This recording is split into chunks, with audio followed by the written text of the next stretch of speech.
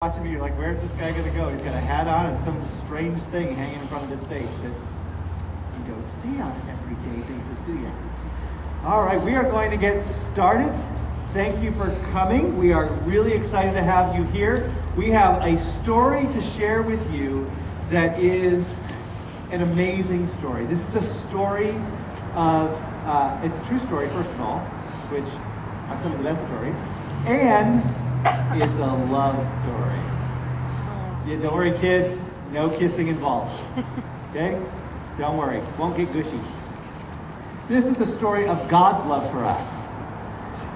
And when God decided he wanted to do something really big to prove his love to us, he thought, what better thing could I do than become one of them?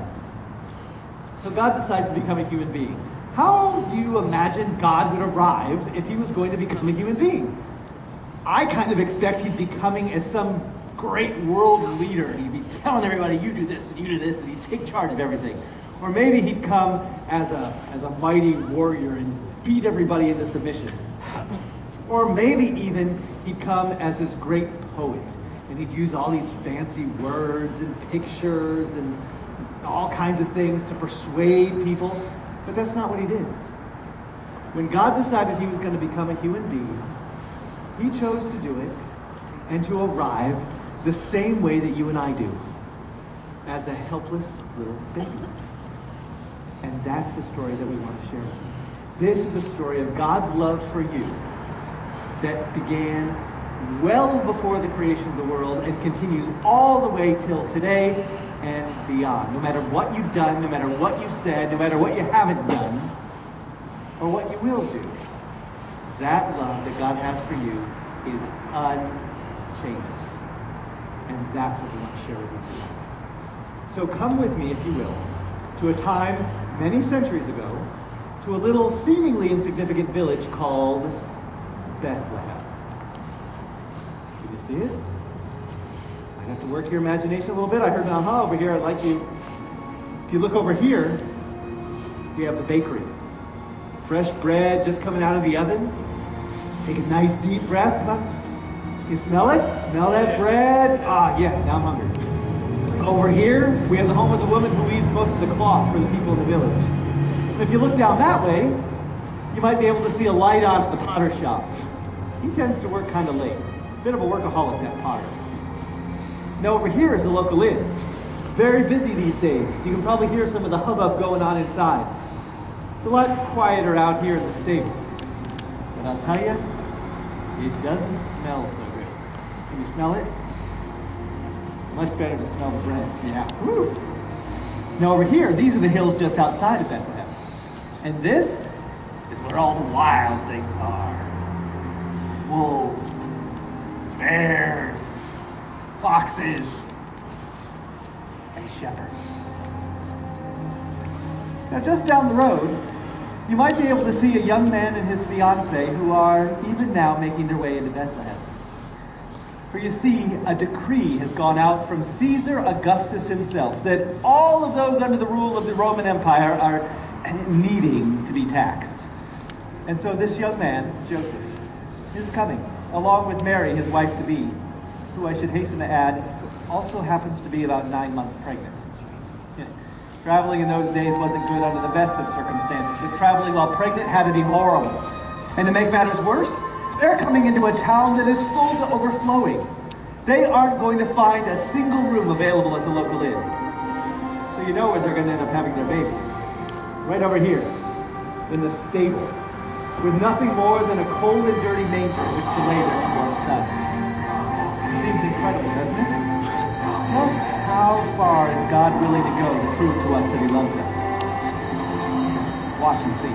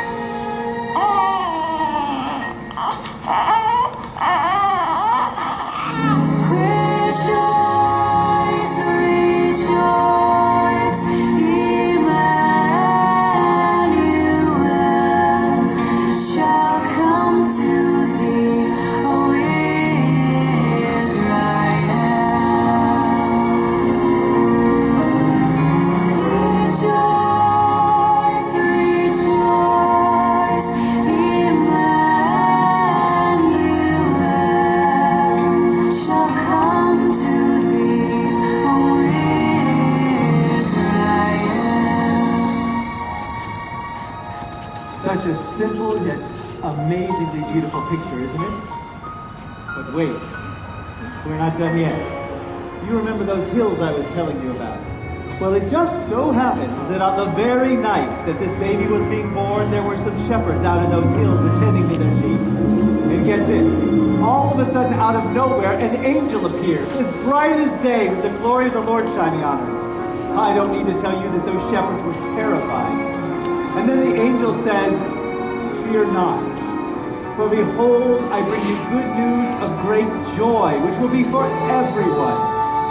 For today, in the city of David, a Savior has been born to you, who is Christ the Lord.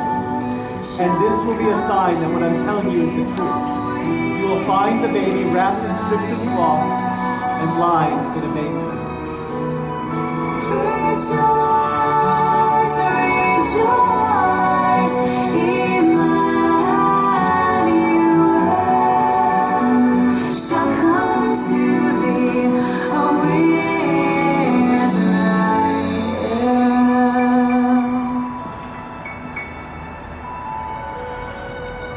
When the angels returned to heaven, the shepherds decided to make their way into Bethlehem in order to find this new baby that the angel had told them about. They came with great haste and enthusiasm, eager to share the good news of all they had seen and heard with anyone who would listen along the way. And when they'd found the baby, just as the angel had said they would, they bowed down and worshipped him. fragile fingers and heels, tender brow prepared for thorn, tiny heart whose blood will save us, unto us is born, unto us is born.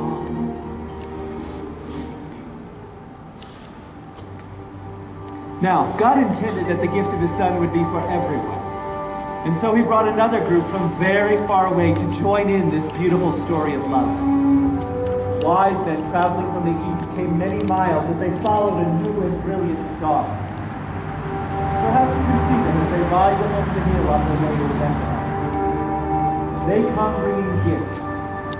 Gifts of gold, frankincense, myrrh. These they will offer to this holy child as they too bow down and worship him. Such worship. For a baby? Ah, but this is no ordinary baby. This is Jesus, who is also called Emmanuel. And Emmanuel means God with us. God who left the beauty and the majesty of heaven to become one of us, so that we would know just how much he loves us. This is a God truly worthy of my adoration.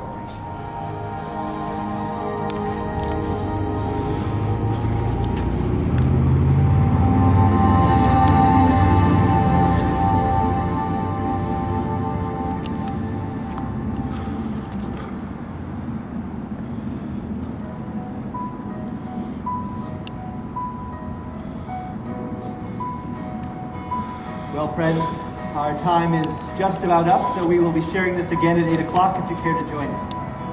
But whether you join us or not, the impact of this event is far from over. The love that God expressed in giving his only Son to be born in that manger in Bethlehem continued throughout Jesus' life. And then as a man, Jesus willingly allowed himself to be killed on a Roman cross in order to pay the price for all that we had done wrong. Greater love has no one than this, to lay down his life for his friends. And we are his friends if we follow his lead. It is our hope and prayer that the love and peace that Christ brings would fill your hearts in your homes this Christmas season. We would love to be able to share that with you. If this story seems just too good to be true, we'd love to share with you how real it has become in our lives. So please, before you leave, grab one of us, grab one of the guys who's been handing out the blankets. We'd love to share more with you.